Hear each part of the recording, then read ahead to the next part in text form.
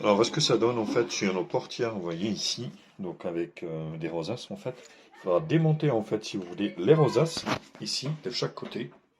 Vous avez donc une petite ici, un petit trou ici en bas pour le démonter. Après, vous avez cette petite vis, alors on ne la voit pas bien, mais voilà.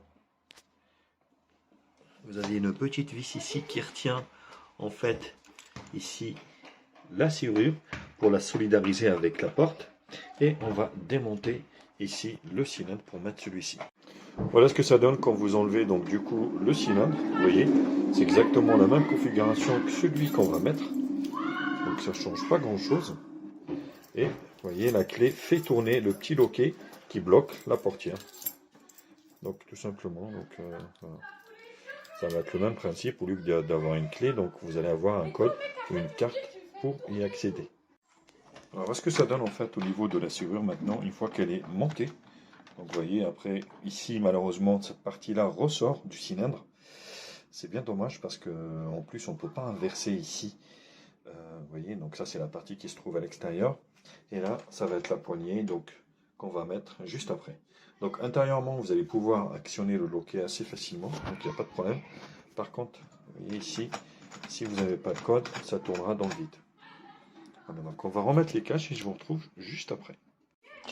Voilà au niveau du montage finalisé ce que ça donne. Du coup maintenant, vous voyez, à l'intérieur, tant que vous ne mettez pas le code, ça tourne dans le vide. Et ici, hop, voilà, la porte fermée.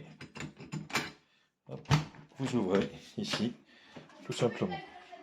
Et point de vue extérieur, donc là c'est pareil. Donc là vous voyez.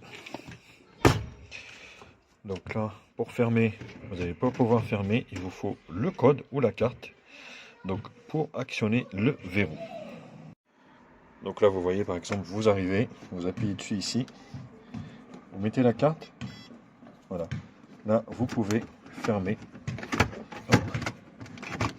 Voilà. Là, c'est fermé et ça va se reverrouiller. Voilà. Là, c'est dans le vide. Là, c'est fermé, tout simplement. Et là, si vous voulez reverrouiller, hop. Donc, vous appuyez dessus. Voilà. Et le résultat est vraiment super simple. Là, la poignée va se reverrouiller. Voilà, tout simplement, toute seule. Et hop, c'est fermé. Voilà, donc c'est vraiment un jeu d'enfant pour configurer cette poignée.